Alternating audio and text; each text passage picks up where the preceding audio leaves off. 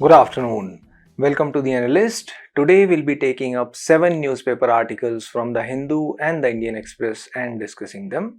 The handout for the same will be available in the description of this video for your kind perusal. Please have a look at that. The first article that we'll take up is related to linguistic states, as the Tamil Nadu governor observed that the linguistic reorganization of the states led to the creation of a second class of citizens. The second article is related to mangroves restoration and coastal security, as despite mounting threats, India presents multiple success stories in the protection and revival of mangrove ecosystems. Additionally, we'll take up 5 articles in the simplified which will be helpful for your prelims and mains preparation. The first article is related to linguistic reorganization of the states. The context behind it is the observation made by the Tamil Nadu governor that the linguistic reorganization of the states led to the creation of a second class of citizens. For example, if a state is reorganized on the linguistic lines, then there will be a majority population in that state which will be speaking the language on the basis of which the state has been reorganized. But there will also be a minority section of population in the state which will not speak the language spoken by the majority population of the state. And this minority section will become the second class of citizens. Therefore, we'll discuss the reorganization of states in India, the linguistic reorganization, the commissions appointed for the reorganization, the benefits of linguistic reorganization and the challenges associated with it. This is important in GS1 under the topic post-independence consolidation and the reorganization within the country. Before coming specifically to the linguistic reorganization, let's first discuss the evolution of reorganization of states in India. When India got independence, there were different kinds of territories. There were the British territories which were ruled directly by the British. There were princely states which were under the influence of the British. There were tribal areas like the tribal areas in Assam. There were other colonial territories. So the first challenge that was there for India after independence was to integrate the princely states into the Union of India. It was there in the hands of Sardar Vallabhbhai Patel. Some princely states wanted to remain independent. They wanted to become sovereign states. They did not want to join India or Pakistan. For example, the Nawab of Hyderabad, he wanted to remain independent and become a sovereign state. But that was not possible, and therefore through the Operation Polo, Hyderabad was inducted into the Union of India. Likewise, some princely states wanted to join Pakistan. For example, the Nawab of Junagadh wanted to join Pakistan, but that was not possible, as 80% of the population in the princely state was professing the Hindu religion. And eventually, therefore, a plebiscite was conducted, and through the plebiscite, almost unanimously, the people of Junagadh voted to join India, and it became an integral part of India. Likewise, when it came to the question of Kashmir, the Maharaja Hari Singh of Kashmir entered into a standstill agreement with Pakistan.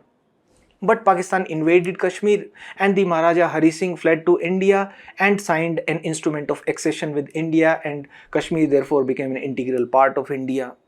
So in 1950, the Republic of India was constituted into the 4 kinds of states or the territories. The Part A states comprised of the former British provinces. They were ruled by an elected governor and had a state legislature. Then there were Part B states, which were former princely states which were governed by a Raj Pramukh who was appointed by the president. And then the Part C states, where the states were governed by a commissioner appointed by the president, and there were other colonial territories and protectorates. After that arises the reorganization question. Why the reorganization of the states is required? Let's first discuss the rationale, the reason, the requirement of the reorganization of the states. One of the first reasons was that there were linguistic affiliations as well as cultural affiliations.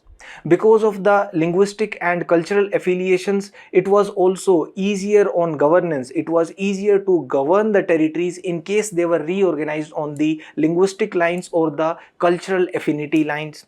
For example, the first linguistic state that was created in India was therefore Andhra Pradesh. Why? Because Poti Sriramalu, a popular freedom fighter, undertook a hunger strike for the creation of Andhra Pradesh on the linguistic lines, and eventually he died, and there were widespread protests after that, and therefore the first linguistic state, Andhra Pradesh, came into picture in India.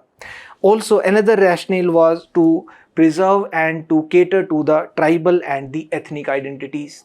For example, the creation of Nagaland as a state, that was to preserve the tribal identities, the ethnic identities there. The economic development was another reason why the reorganization of the states was required. For example, there will be different levels of development in case the state is a large state, and there will be some regions where the development will be lagging, and those regions will be demanding the status of a separate state. There will be demands for statehood. For example, the creation of Chhattisgarh, the creation of Jharkhand. Chhattisgarh was carved out of Madhya Pradesh, Jharkhand carved out of Bihar. The administrative viability was another reason behind the reorganization of the states. For example, the creation of Uttarakhand out of Uttar Pradesh, because it is a hilly region and it has different requirements in terms of the administrative requirements. And security issue, the security angle was another reason for the reorganization of the states. For example, the split of the state of J&K into two union territories, the split of the Jammu and Kashmir state. Now, there were several commissions which were appointed initially for the reorganization of the states. The first commission was the Dhar Commission in 1948. The Dhar Commission recommended that there should be two new provinces which should be carved out: the province of Assam and the Northeast Frontier Agency. Later on, it was the state of Arunachal Pradesh. But it recommended that the reorganization of the states cannot be solely on the grounds of the linguistic lines. It cannot be the primary criteria. The language cannot be the primary criteria for the reorganization of the states in India as per the Dhar Commission. Rather, we have to consider the various factors. The factors, for example, the geographical contiguity, the financial self-sufficiency, that is of paramount importance. For example, if the Union of India creates a separate state by acceding to the demands of the people in that region, but it does not have the financial resources, it does not have the natural resources to even pay for the salaries of the government employees, to pay for the governance architecture which will be required after the creation of a new state, then it does not make sense. The administrative convenience should also be taken into account, the future development capacity, etc. Plus, the Dhar Commission recommended that simultaneously the tribal rights should also be safeguarded. The tribal rights related to the land rights, the cultural rights, they should be protected when the states are reorganized. Then subsequently there was the constitution of another commission, the JVP Commission in 1948, comprising of Jawaharlal Nehru, Vallabhbhai Patel and Pattabhi Sitaramaiah.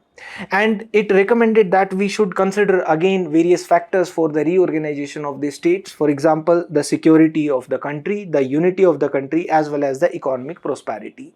The commission recommended that we can delay the creation of new provinces because there were other issues at hand which required immediate redressal at that time. And ultimately there was the constitution of the Fazal Ali Commission also in 1953, because there were rising demands regarding the linguistic reorganization of the states.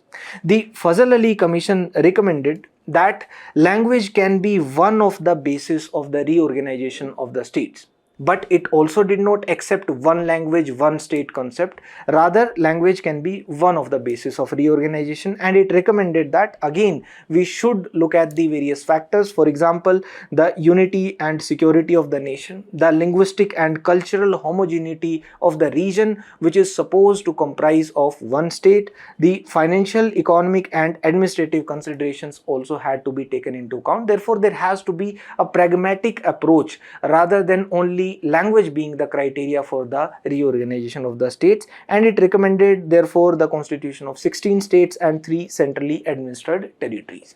Therefore, after that, the 7th Constitutional Amendment Act was taken up and the States Reorganization Act 1956 was enacted. The 7th Constitutional Amendment Act therefore recommended that there can be two kinds of territories: the states plus the union territories. In 1956, therefore, after the States Reorganization Act, the states in India were reorganized on the linguistic lines. Although there were some exceptions also, for example, the erstwhile state of Bombay. In Bombay, there were Gujarati speaking people and there were Marathi speaking people.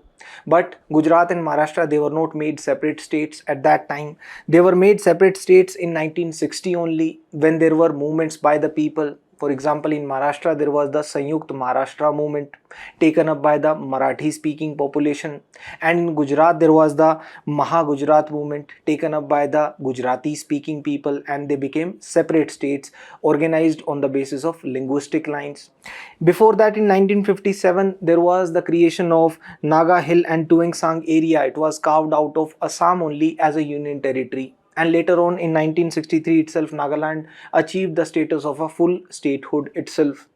In 1961, Goa joined the Indian Union, and along with it, the European colonialism came to an end on the subcontinent. Later on in 1987, Goa became a complete state, a full-fledged state in India. In 1962, Pondicherry also became officially a part of the Union, and even today it is a Union territory. In 1966, there was the creation of Punjab, Haryana and the Union territory of Himachal Pradesh and Chandigarh. That was due to the Punjabi Suba movement, and therefore the separation of Punjab and Haryana on the linguistic lines, and also the separation because the Sikhs were demanding a separate state.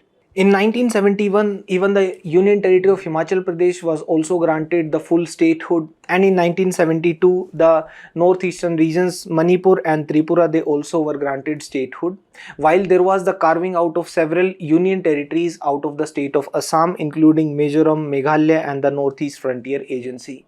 In 1975, which was a protectorate of India until then, even Sikkim was also granted the full statehood. Before that, in 1974, it became an associate state in India.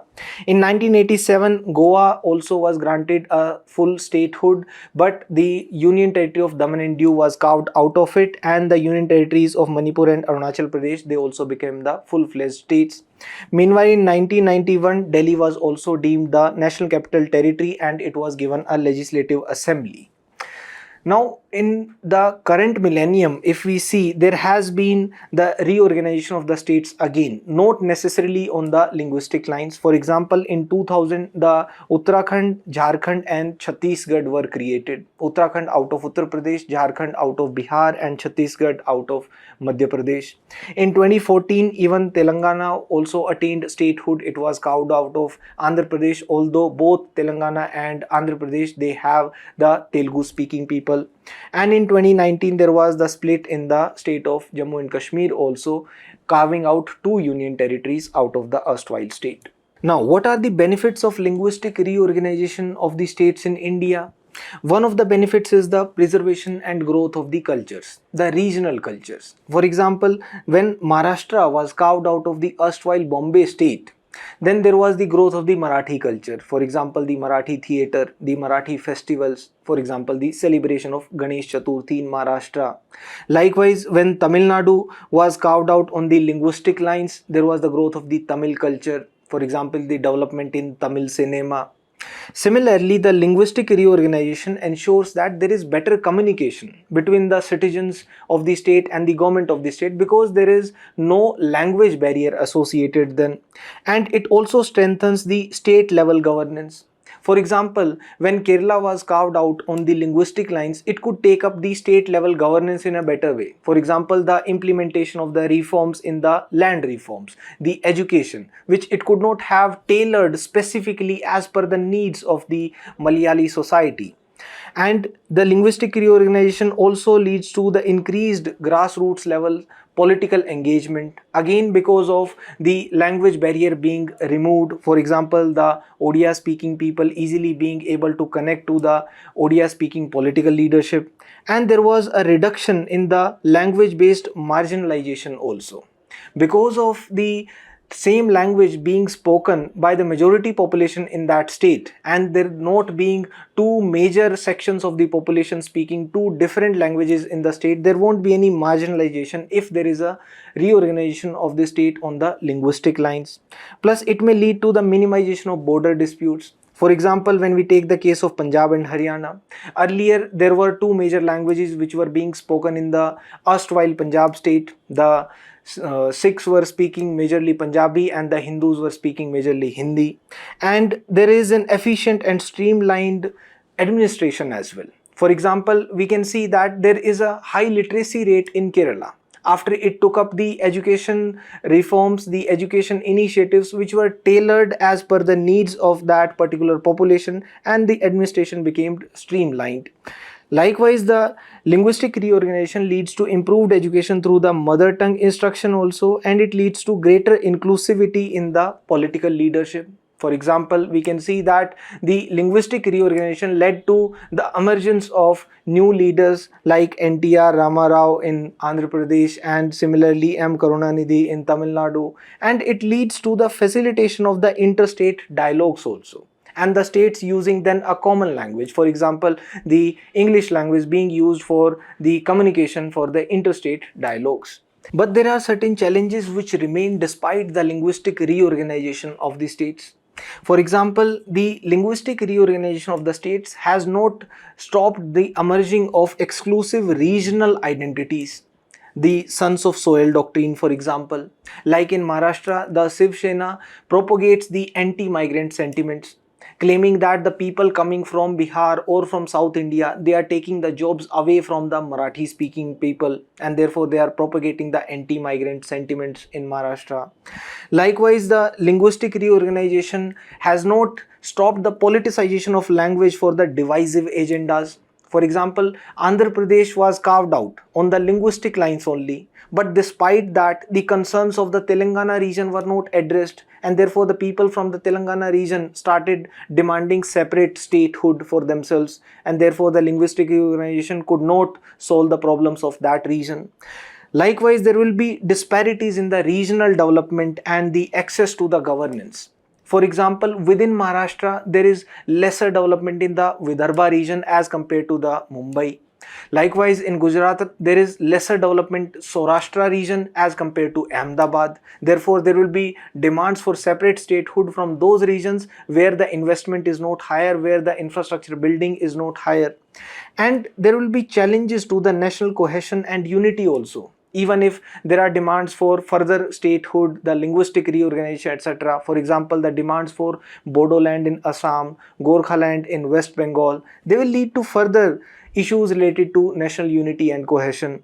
And there will be a marginalization of the smaller language communities also. For example, the people speaking Konkani in Karnataka, there will be marginalization for them, because there won't be only a single population that will be speaking the language of that state. And there can be tensions between the regional and the national parties as well, which we often observe. And for example, in Tamil Nadu, there is resistance regarding the adoption of Hindi language. And there can be cross-border conflicts as well, which can be fueled by the linguistic differences. For example, the Belgaum dispute between Karnataka and Maharashtra. Now, let's also have a look at the opinions of some of the famous personalities regarding the linguistic reorganization of the states in India. Dr. B.R. Ambedkar supported the idea of linguistic reorganization of the states. Dr. Ambedkar even sent a memorandum to the Dhar Commission recommending for the creation of a Maharashtra state. The Maharashtra state comprising of the Marathi speaking population with Mumbai as its capital out of the erstwhile Bombay state. He recommended that to address the national security, national unity related concerns, what we can do is we can have an official language of every province which will be the same as the official language of the central government, so that there are no unity and integrity related concerns. Therefore, he was in support of the one state, one language, but not with the idea of one language, one state, because we cannot create a separate state for each language in India. The K.M. Munshi opposed the idea of the linguistic reorganization of the states because he observed that to fulfill the aspirations of a major portion of the population in a particular region, we cannot take away the rights, we cannot discriminate against that section of the population which does not speak the same language which is spoken by the majority population of that state. Therefore, the reorganization of the state should not be on linguistic lines, rather multiple factors have to be considered. When we look at the opinions of Jawaharlal Nehru, he had recognized the dangers of linguistic chauvinism and communalism. Congress had earlier endorsed the linguistic reorganization of the states in India, but Patel and Nehru had registered the reorganization on the linguistic lines to prevent the divisions in India, but eventually they also had to give in for the linguistic reorganization of the states in India. Now recently the governor of Tamil Nadu has observed that within a decade of our independence there had to be a linguistic reorganization, and it happened following various protests in India. When we created the linguistic states, a large population therefore became a second class citizens. In the case of Tamil Nadu itself, the people of different languages, they all live together, but when it became a linguistic state, 1/3 of the population of Tamil Nadu, as per the governor of Tamil Nadu, has become a second class citizen. And he has also observed that a separate homeland was created for the Mizos, for the Khasis and Garos in Meghalaya. Even within Assam, there are more than 20 ethnicity based homelands, and you kept creating homelands for the ethnic groups within them. There are subgroups also which start fighting, and these demands for further statehood will not go away. Even today, if you observe, there are various demands for statehood. For example, in Uttar Pradesh, there are demands for the creation of Purvanchal, Paschim Pradesh, Awadh Pradesh, Bundelkhand. There are separately demands for the creation of a Maru Pradesh in western Rajasthan, and also there are demands for Mithila, Bruland, the Chakma territory in Arunachal Pradesh, Vidarbha, Saurashtra, and the list goes on. There is a means practice question also. To what extent has the linguistic reorganization of Indian states strengthened the federal structure and promoted regional identity while posing challenges to the national integration? Analyze. There are some previous year questions also related to the reorganization of the states in India. In 2022, UPSC had asked regarding the political and administrative reorganization of the states as a continuous and ongoing process since the mid-19th century. And in 2016, it had asked whether the linguistic reorganization strengthened the cause of Indian unity. The next article is related to mangrove restoration and coastal security. The context behind it is that in spite of the rising pressures, rising threats, India has presented several success stories in the conservation, in the restoration of the mangrove ecosystems. India has been the epicenter of inspiring efforts to protect and revive the mangrove ecosystems. Therefore, we'll discuss the significance of mangroves for India, the challenges in the restoration of the mangroves, the government initiatives in this regard. This is important in GS3 under the topic conservation, environmental pollution and degradation. Before coming to the significance and challenges associated with the mangroves, let's discuss a few basics. The mangroves are salt-tolerant trees. They are trees and shrubs. They usually thrive in the brackish waters. They thrive in the estuarine or the intertidal ecosystems, where the fresh water meets the salty water. Therefore, they thrive in the coastal regions. In the coastal regions, and therefore known as the littoral forest ecosystem, which thrives and reproduces in the brackish waters. And hence they have to undergo the vivipary mode of reproduction. That is to adapt to the harsh saline environments. The vivipary mode of reproduction means that the seeds of the tree, they germinate on the tree itself. And once they are germinated, then they fall down into water. But they take root only after it is encumbered by mud and sediments. You can see that this is how the roots in the mangroves look like. And therefore they are known as the aerial roots, the breathing roots. And their leaves, they are usually waxy leaves, succulent leaves. And therefore to thrive in such harsh environment, they usually require a high rainfall from 1000 to 3000 mm per year, and the temperatures in the range of 26 to 35 degrees Celsius usually. As per the IUCN, 50% of the mangroves worldwide are at a risk of collapse by 2050 due to the environmental damage and degradation. Now let's discuss what is the significance of mangroves, why do we need to conserve them, why do we need to restore them. They give us various benefits. One of the benefits is related to the environment, the climate related benefits especially. For example, they function as the coastal shield.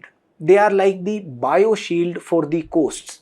the shield against the cyclones. For example, the cyclone Amphan in 2020, cyclone Mocha in 2023, they shield the coast therefore against erosion, and they are also a good carbon sink. They are one of the most efficient carbon sinks in the world, and therefore they sequester carbon, and they are natural carbon sinks. They can capture carbon up to 10 times faster than the tropical forests. They can store between 3 to 5 times more carbon for similar area of natural forests.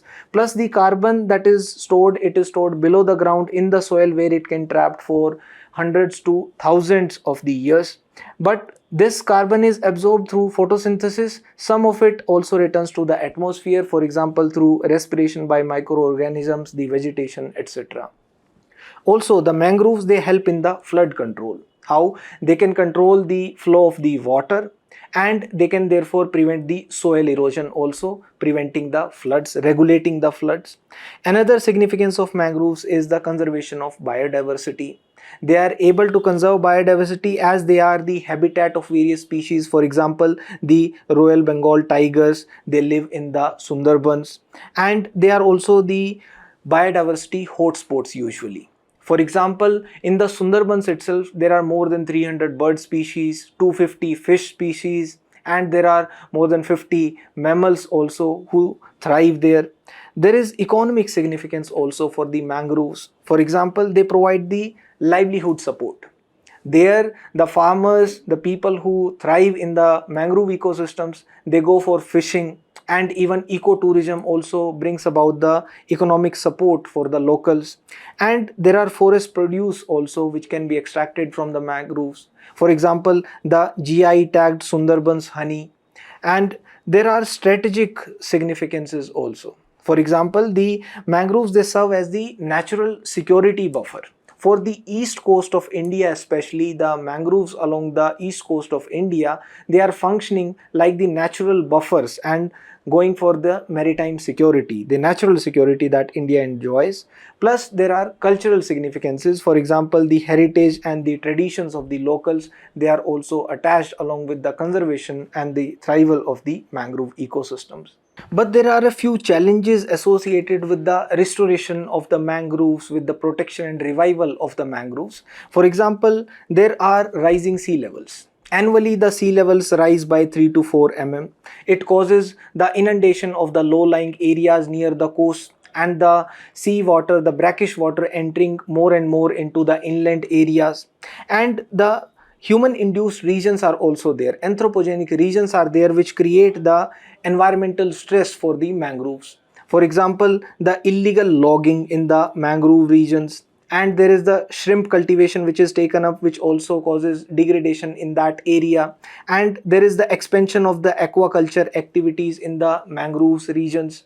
It causes environmental damage, degradation and stress which harms the mangrove ecosystem. Also, there is the factor of industrial pollution, the industrial discharge, the untreated sewage water that is also carried by the rivers to the ocean, that flows through the mangrove ecosystems as well.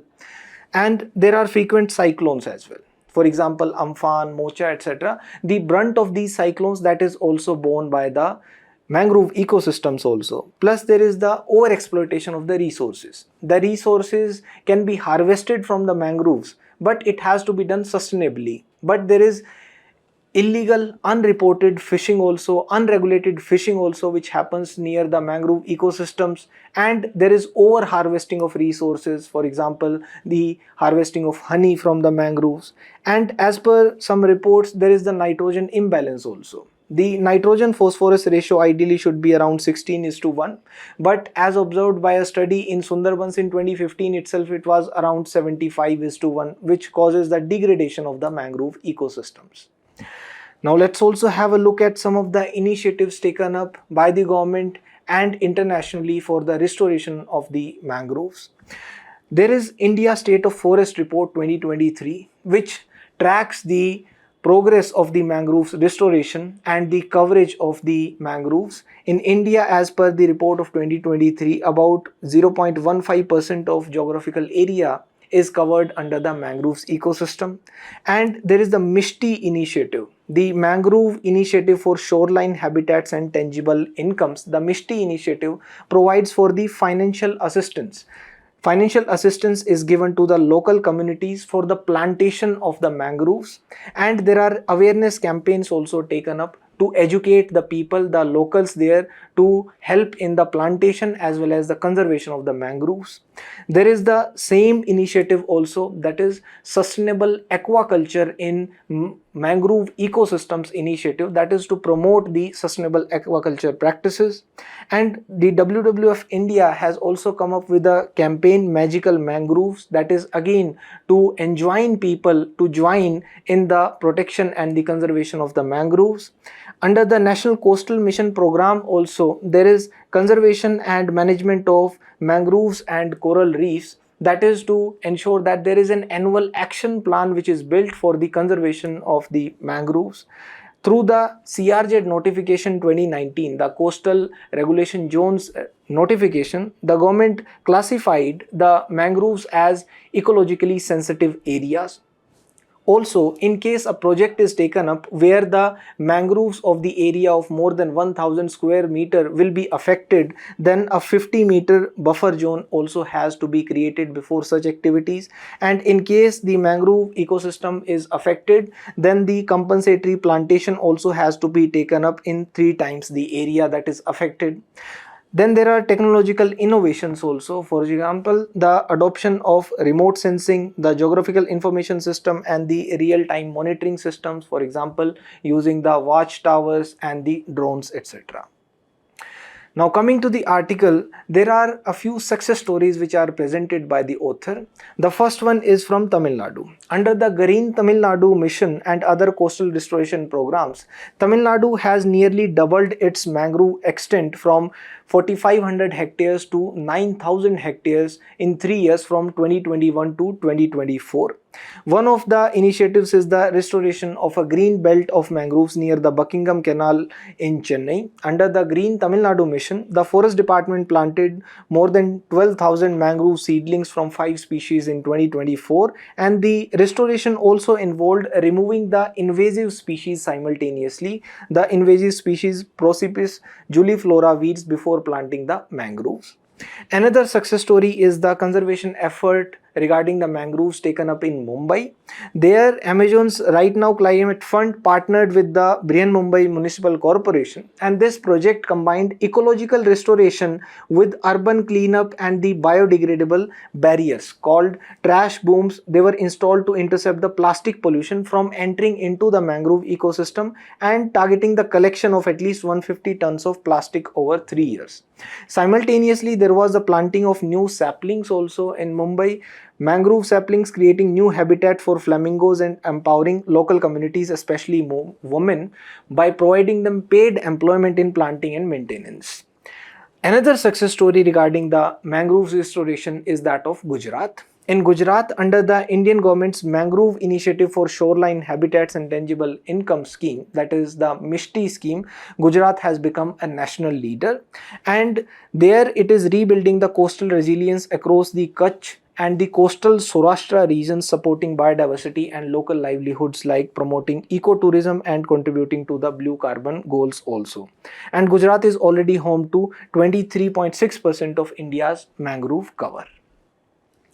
There is a means practice question as well. Mangroves are vital to India's coastal ecology and climate resilience. Discuss the ecological and socio-economic significance of mangroves in India and the initiatives taken by the government for their conservation. Please try to write it. There is a previous year question also asked in 2019, asking for the causes of depletion of mangroves and asking for the importance in maintaining the coastal ecology. The next article is related to the dilution of the RTI Act. This is important in GS2 under the topic Important Aspects of Governance, Transparency and Accountability, and in GS4 also under the topic Information Sharing and Transparency in Governance. There are concerns that the Digital Personal Data Protection Act 2023 may be diluting the provisions of the Right to Information Act. So let's discuss the provisions of the Right to Information Act first. It was enacted in 2005. The RTI Act under Section 2 subclause H provides the definition of the public authorities.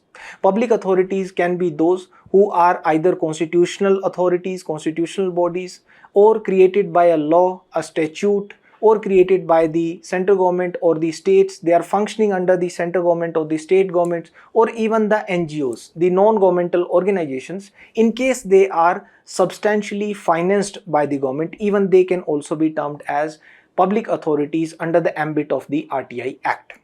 The RTI Act under Section 4 Clause 1 Clause B also provides that there should be proactive disclosure of the information. It should be proactively displayed on the websites of the ministries or departments, etc. And Section 6 provides that there should be a procedure for securing the information. Anybody can file an application for the right to information, and there should be a time limit for getting that information. Under Section 7 of the RTI Act, there shall be 30 days time within which usually the public information officers, they have to provide the information. But there are certain kinds of information which can be exempted from disclosure. They may not be disclosed even if an RTI application is filed under the RTI Act.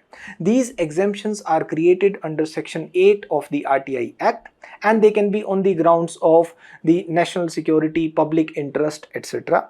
And Section 19 provides that in case there is a grievance, then you can appeal also. That appeal will be a two-tier mechanism: the state level, State Information Commission, and the central level, Central Information Commission. And there can also be penalties under Section 20 of the RTI Act. Penalties can be imposed in case there is delay in the information, incorrect information which is provided, incomplete information, or misleading information, or distorted information which is provided by the public information officer.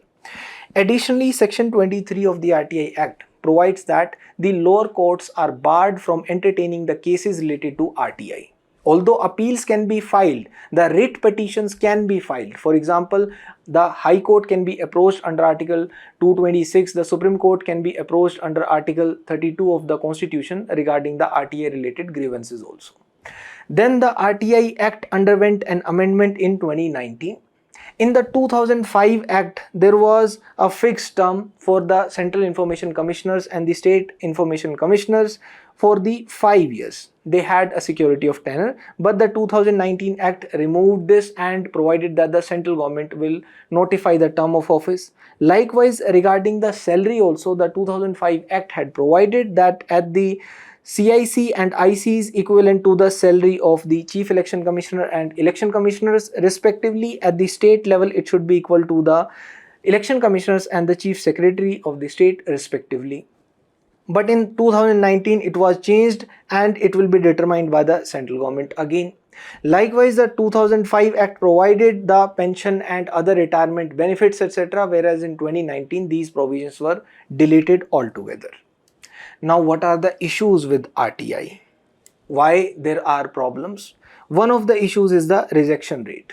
As per the Central Information Commission data itself, the annual report says that 40% of the applications are rejected. The information is not given at all. In the case RBI versus Jayantilal Mistry, the court had observed that the public authorities, they evade access to the rightful information which has to be provided under the RTI Act. Also, there is a huge pendency in the disposal of the RTI applications. In the CIC alone, 30,000 applications are pending, the Central Information Commission, and 8,000 are pending since more than 1 year. There is the non-appointment of the Information Commissioners also. Only 4 out of 10 are appointed in India. There is the killing of the RTI activists, the violence against the RTI activists also, as observed by the RAG study and also observed by the Commonwealth Human Rights Initiative, which says that in the last 2 decades, almost 100 RTI activists have been killed. And Section 8 provides for the exemptions. The exemptions like national security, sovereignty and foreign relations, they are broad exemptions again. And there is also inadequate training which is provided to the public information officers, and as per the Commonwealth Human Rights Initiative, 45% of the PIOs in India do not receive adequate training.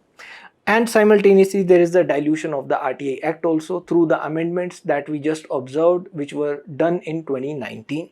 There is the Official Secrets Act also, which is often used to block the disclosure of the information, and both are antagonistic to each other, the Secrets Act and the Information Act. Another issue with the RTI is the probable misuse of the RTI also from the other end of the spectrum. For example, the Supreme Court in the CBSE case in 2011 had observed that we should not come to such a situation where 75% of the public servants are devoting most of their time to the RTI itself. And in 2019, the Chief Justice of India also made some adverse remarks regarding the right to information, observing that there is a growth of the RTI industry. The RTI activism is emerging as a profession. There are the issues of blackmail and extortion by giving the threat of the RTI, and therefore there may be a need of a review, and we can even explore the possible inclusion of a locus standi provision, that unless you have the locus standi, then you cannot file an RTI. And another issue is the observation in the Girish Deshpande case. There the court had observed that in case you want to seek information regarding a public servant, then you have to prove the public interest, because the relationship between the public servant and the government, it is deemed to be a personal one. Also, regarding the coming of NGOs under the RTI, the court had observed in the DAV College case that substantial financing does not mean over 5% of financing from the government, because the NGOs who are getting substantial financing from the government, they are also coming under the ambit of public authorities under section 2H of the RTI Act. And there is another debate regarding the privacy, that there should be a balance between the right to information and the privacy, and that debate even emerged in the form of the disclosures regarding the electoral bonds. So what suggestions can we give regarding the RTI, the right to information? One, we can give the suggestions from the second ARC recommendations, which observed that we can repeal the Official Secrets Act. We can rather replace the Official Secrets Act by a chapter under the National Security Act itself. And we should have a selection committee for the Chief Information Commissioners, and that selection committee may comprise of the Prime Minister, the Leader of Opposition, the Chief Justice of India, etc. And we can give the recommendation that we need to protect the whistleblowers, we need to protect the RTI activists, and all the government officials, they should have a mandatory one-day training on the RTI also. Regarding the redressal mechanism, we can give the suggestion of the implementation of a public grievance commission as done by Delhi government in 1997. Also, the application of the RTI should be extended to the judiciary also. That is, judiciary should be brought within the ambit of the RTI, and the political parties should also be brought within the ambit of the RTI. In 2019, the CGI had given the guidelines regarding the inclusion of locus standi in some cases to filter out the frivolous complaints. Plus, the information should also be shared in vernacular languages also, not only in the English language. And there can be the spreading of education about the rights. We can include a chapter in the schools, textbooks in the schools regarding the right to information as well. And there should be more autonomy for the information commissioners as well for the functioning of the information and transparency. The next article is related to the capacity of the legal aid systems. This is important in GS2 under the topic welfare schemes for the vulnerable sections of the population by the center and the states, and the mechanisms, laws, institutions and bodies constituted for the protection and betterment of these vulnerable sections. Before coming to the article, let's discuss a few basics regarding the free legal aid in India. Legal aid may comprise of the legal advice. It can also include representation. The representation in the court proceedings, in negotiation, mediation and the alternate dispute redressal proceedings also. There are constitutional provisions ensuring legal aid. For example, Article 21, which provides that no person shall be deprived of his life and personal liberty except according to the procedure established by law. And Article 39A explicitly provides for the free legal aid which should be provided. It is a directive principle so that every person has access to free legal aid in case he cannot afford it himself. There are therefore the statutory provisions also, the enactment of the Legal Services Authority Act 1987, which provides for the constitution of the three-tier architecture, the National Legal Services Authority, the State Legal Services Authority and the District Legal Services Authority. And Section 341 of the Bharatiya Nagarik Suraksha Sanhita 2023 also provides that the legal aid shall be provided to the under trials to the prisoners at the expense of the state in case they cannot afford it themselves. Now, what is the significance of the free legal aid? it ensures the social welfare and justice. Even the people who may have done crimes, they are also entitled to a fair legal procedure, and it ensures the justice as well in case the person has not done a crime but he is not able to afford the legal services of a lawyer.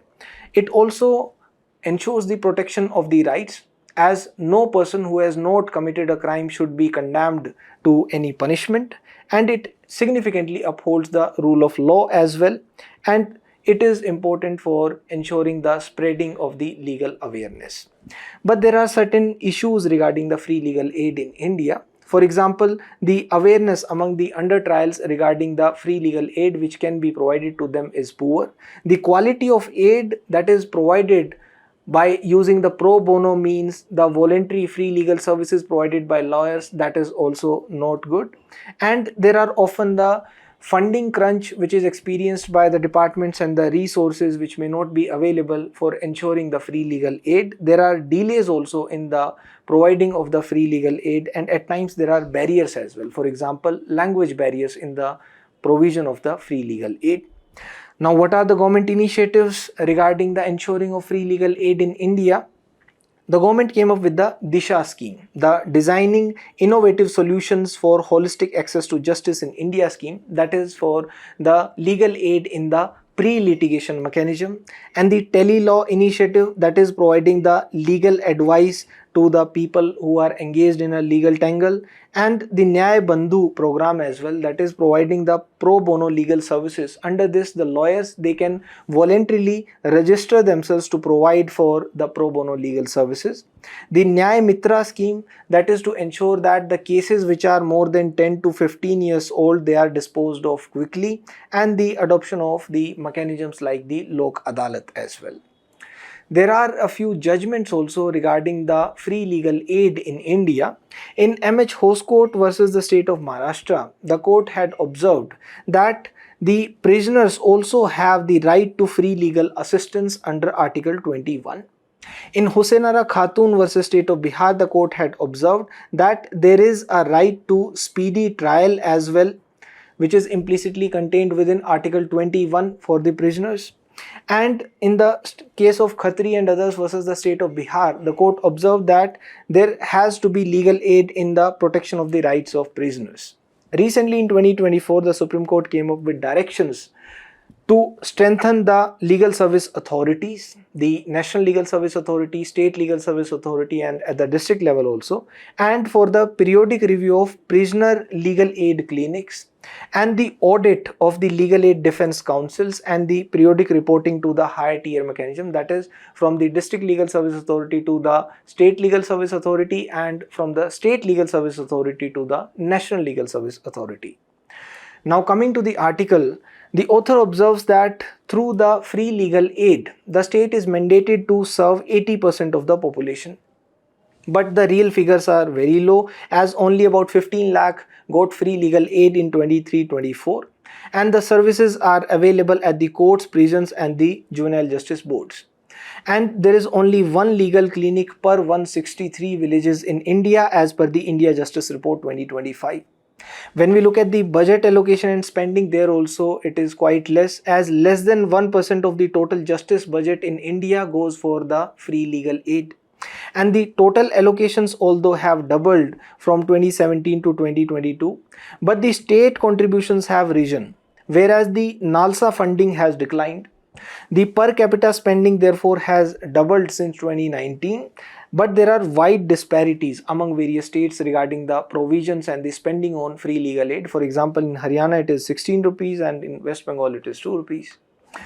There are challenges related to the free legal aid. One of the challenges is related to the workforce. That is, the number of paralegal volunteers that have declined 38%, and the deployment is also low. Out of more than 50,000 trained in 23-24, only 14,000 are deployed. And there is poor compensation as well, as most states they pay just 250 to 500 per day for the legal volunteers, paralegal volunteers. There are systemic challenges also. For example, the service quality is inconsistent, the quality of legal advice that is provided, that is poor, and there is lack of accountability mechanisms also, which also need to be put in place, and therefore the public trust remains low, and on top of it there are the resource constraints which affect its effectiveness as well. Now under the new initiative, the Legal Aid Defense Council scheme since 2022, it is operational in more than 600 districts in India. The initial allocation was 200 crores. It was fully utilized, but it has been reduced in the fiscal year 24-25. The next article is related to tsunami. This is important in GS1 under the topic important geophysical phenomena such as earthquake, tsunami, volcanic activity. In Russia, there was a major earthquake. It led to a tsunami in Japan and USA, although INCOIS has observed that there won't be a tsunami threat for India. So what are the causes behind tsunami? A tsunami can be caused by earthquakes or submarine landslides or volcanic eruptions. Volcanic eruptions, for example, the Krakatoa volcanic eruption causing a tsunami. So how does an earthquake cause a tsunami? The earthquake usually happens near the fault lines, and when the earthquake happens, usually there is a subduction of one plate beneath the other, and there is a displacement of a large volume of water. When the earthquake hits the ocean floor, there is a displacement of a large volume of water, and underwater it sets off an oscillation. It develops underwater at a great speed, and when it reaches the shore, near the shore, the waves get bigger as the water gets shallower. Now, how is it different from a normal wave? A normal wave is usually developed due to wind. When the wind is blowing above the surface water, it is causing the surface tension on the surface of the water. It is giving through friction its energy to the water. And the wave is not the actual movement of water, it is just the transfer of the energy through water, and the wave is formed. And usually the normal waves, they come and go without flooding the higher areas, as the water is usually flowing in a circle, and the wind energy that it is imparting to water, that is lesser. Whereas when the tsunami comes, there the water flows straight, and there the wave speed of a tsunami is also very high. It varies from 500 to 600 miles per hour, and the wave period is also higher. It comes with a time of 10 minutes to 2 hours apart, and the wavelength is also huge. It can be 100 to 500 kilometers apart as compared to the normal waves which are wind generated. There the wavelength is lesser, the wave period is also lesser. The next article is related to the appointment of Director General of Police as a part of the land reforms. This is important in GS2 under the topic governance. Before coming to the article, let's discuss the guidelines given by the Supreme Court in the Prakash Singh versus Union of India case. In this case, the Supreme Court observed that there should be a state security commission in every state, and there should not be any unwarranted interference from the side of the executive, and it should be for the evaluation of the performance of the police officials in the state. And for the appointment of the Director General of Police in the state, the DGP, there should be a minimum 2 years of tenure which should be given to them so that they can function without interference, and there should be merit based and transparent process for appointments. Also, the police officers on operational duty, whether the SPs or the SHOs, they should have about 2 years of tenure at one place, and there should be a separation of the wings. The prosecution wing, investigation wing, law and order wings, and the other functions of the police, they should be separated. And there should be a police establishment board for the transfers of the officers below DSP rank, the postings, promotions, etc. And there should also be the establishment of a police complaints authority, so that any police officer who is having a grievance regarding the transfer, posting, promotions, etc. can approach it. And there should be a National Security Commission also for the selection of the chiefs of the central police organizations, again with a tenure of 2 years. These were some of the guidelines to ensure that there are reforms in the police and there are tenures which are provided to them, and there is minimal interference from the side of the executive in the functioning of the police. In the present article, the Union government has notified that there should be a single window system for the appointment of DGPs or the heads of the police forces in the states. It comes against the backdrop that several states have not been following the directives of the Prakash Singh guidelines given by the Supreme Court and the guidelines of the Home Ministry, the Central Home Ministry. This single window system now comprises a detailed checklist and standard easy to use formats for the states to send proposals for facilitating smooth and expeditious empanelment by the UPSC.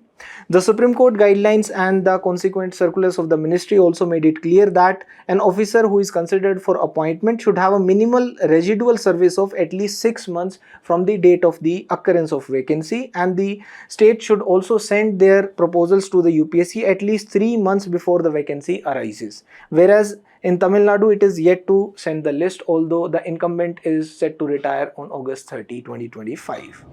The next article is related to the NISAR and the synthetic aperture radars. This is important in GS3 under the topic Science and Technology Developments and their Applications and the Indigenization of Technology and Achievements of Indians in Science and Technology. First, what are radars? Radars are large antennas, dish-shaped antennas. What do? They send out signals and they collect signals. They send out signals in the non-visible spectrum of electromagnetic waves, typically microwaves or radio waves. They also collect the signals that bounce back from the objects. For what purpose? To determine what is the distance of the object from which the signal is coming back, what is the velocity, the movement of the object from which the signal is coming back. And the SAR is a special kind of imaging radar that is deployed in space where large dish-like radars cannot be sent. They use sophisticated technologies and algorithms to mimic the power and resolution of the large ground-based radars.